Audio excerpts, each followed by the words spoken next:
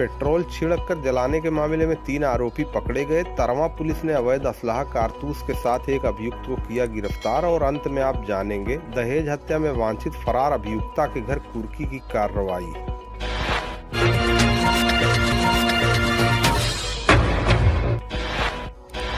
आजमगढ़ जनपद के तरवा थाना की पुलिस ने अवैध असलाह और कारतूस के साथ एक अभियुक्त को गिरफ्तार किया है। 19/11/2024 को उप निरीक्षक अतुल कुमार मिश्रा मैं हमरा को ये सूचना प्राप्त हुई कि एक व्यक्ति बेलहाडी की तरफ से खरियानी चौराहे की तरफ आ रहा है।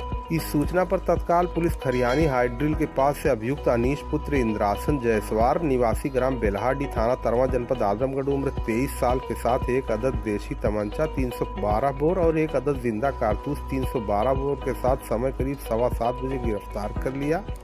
गिरफ्तारी और बरामदगी के आधार पर थाना स्थानीय पर मुकदमा अपराध संख्या 322/24 धारा 3/25 आर्म्स एक्ट पंजीकृत किया गया, जिसकी विवेचना उप निरीक्षक शिवम द्विवेदी द्वारा संपादित की जा रही है।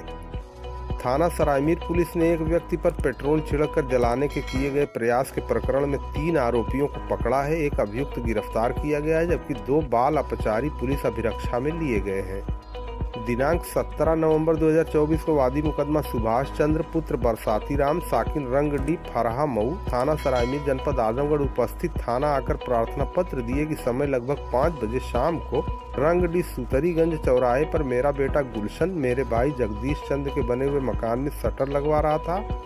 उसी समय मेरे गांव के अमन पुत्र संतोष राय पुराने विवाद को लेकर मेरे बेटे को जान से मारने की नीयत से पेट्रोल फेंक कर जला दिए, जिससे मेरा लड़का गुलशन बुरी तरह से जल गया। उसके बाद अमन का भाई सौरभ और पवन, उसकी मां अर्चना राय तथा इनके घर रहने वाले सूरज वर्मा पुत्र स्वर्गीय रामसमुज वर्मा ग्राम कनकपुर थाना लाइन बाजार जौनपुर आकर अभिषेक पुत्र सुभाष मेरे छोटे बेटे को गाली गुप्ता और मारने पीटने लगे, जान से मारने की धमकी देने लगे। इसके बाद तत्काल 112 नंबर की सूचना पर पुलिस पहुंची तो गुलशन को CHC फूलपुर भिजवाया गया, जहां से जिला चिकित्सालय आजमगढ़ के लिए उसे रेफर कर दिया गया।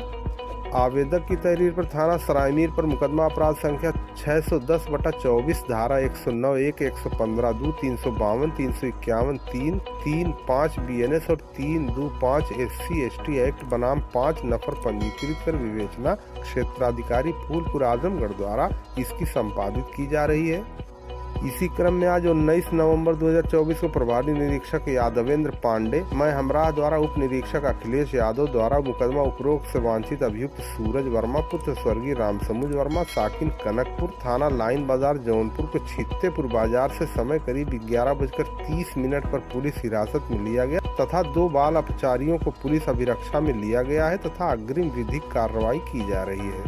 थाना सिधारी पुलिस ने दहेज हत्या में वांछित फरार अभियुक्ता के घर चल संपत्ति की कुर्की की कार्रवाई की है। आपको बता दें दिनांक 9/7/2024 को रामू चौहान पुत्र स्वर्गीय ब्रिजेश चौहान निवासी ग्राम और पोस्ट रंगडी थाना सरायमीर जनपद आजमगढ़ हमराह रोहित पुत्र बहादुर के उपस्थित थाना आकर एक किताब प्रार्थना पत्र हिंदी बाबत प्रतिवादी गण द्वारा खुद की बहन कविता चौहान उम्र 28 साल और देवांश उम्र करीब 3 वर्ष को विषाक्त पदार्थ देकर जान से मार दिया गया। इसके संबंध में मुकदमा अपराध संख्या 253/24 धारा 85/80 BNS और 3/4 DP एक्ट 8/9/7/2024 को घटना स्थल जाफरपुर 3.5 किलोमीटर पश्चिम बमुदैयत रामू चौहान उपरोक्त बनाम पंचदेव चौहान पुत्र बालचंद्र चौहान, संभा चौहान पुत्री बालचंद्र चौहान, सरिता चौहान पुत्री बालचंद्र चौहान, जलेबी पत्नी स्वर्गीय बालचंद्र चौहान और बीरबल चौहान पुत्र अज्ञात, शैलेश चौहान पुत्र अज्ञात निवासीगण जाफरपुर थाना सिधारी जनपद आजमगढ़ के पंजीकृत कर विवेचना क्षेत्राधिकारी नगर द्वारा की जा रही है। मुकदमा उपरोक्त में अभियुक्त पंचदेव चौहान और सरिता चौहान की पूर्व में गिरफ्तारी की जा चुकी है। अभियुक्त संभा बीरबल और शैलेश द्वारा माननीय उच्च न्यायालय से गिरफ्तारी पर स्टे लिया गया है। मुकदमा उपरोक्त में अभियुक्ता जलेबी देवी उपरोक्त वांछित चल रही थी, जो बार बार दबिश देने के बाद भी न तो गिरफ्तार हुई और न ही माननीय न्यायालय के समक्ष हाजिर हुई। अभियुक्ता जलेबी देवी के विरुद्ध माननीय न्यायालय मुख्य न्यायिक मजिस्ट्रेट आजमगढ़ से धारा 85 BNS कुर्की का आदेश प्राप्त किया गया। मुकदमा उक्त के विवेचक क्षेत्राधिकारी नगर के आदेश के अनुपालन में दिनांक 18/11/2024 को प्रभारी निरीक्षक वीरेंद्र कुमार मैं हमराहियान द्वारा मुकदमा उपरोक्त में माननीय न्यायालय द्वारा निर्गत धारा 85 BNS आदेश कुर्की के तामीला हेतु अभियुक्ता जलेबी उपरोक्त के घर ग्राम जाफरपुर गए। अभियुक्ता के घर और उसके मिलने के संभावित स्थान पर दबिश दी गई। अभियुक्ता दस्तयाब नहीं हुई।